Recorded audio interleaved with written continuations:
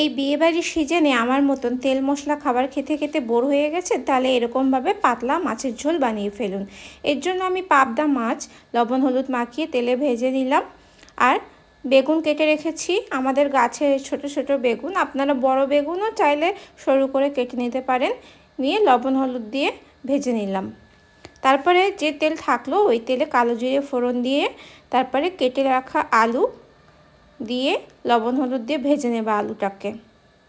এর মধ্যে আমি কোনো প্রকার মশলা ব্যবহার করব না, শুধু কাঁচা লঙ্কা দিয়েই রান্নাটা হবে। আলুটাকে এরপরে লাল লাল করে ভেজে নেব।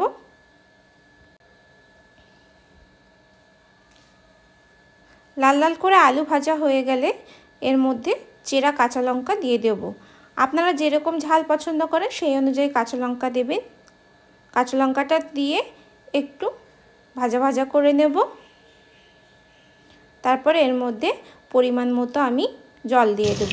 আমি একটু ঝোল ঝোল রাখছি, আপনারা চাইলে গা মাখাও করতে পারেন, ঝোল কম দিতে পারেন। তারপরে এর মধ্যে অল্প লবণ আর হলুদ দিয়ে দিলাম, দিয়ে আলুটাকে একটু সেদ্ধ হতে দেব। যখন আলুটা সেদ্ধ হয়ে যাবে তারপরে এর মধ্যে আমি ভেজে রাখা মাছ আর ভেজে রাখা বেগুনটা একসঙ্গে দিয়ে দেব। দিয়ে 1 মিনিট মতো ফুটিয়ে নেব, কারণ পাবদা মাছ নরম, বেশি ফোটালে ভেঙে যাবে, আর বেগুন তো ভাজাই আছে। আপনারা যদি বেগুন ভাজা না দিতে চান, কাঁচা বেগুন ঝোলের মধ্যে দিলেও হয়ে যাবে।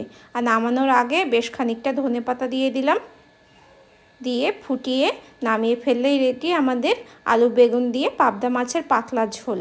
আপনারাও একবার বাড়িতে ট্রাই করে দেখুন, গরম ভাতের সঙ্গে খেতে দুর্দান্ত লাগবে।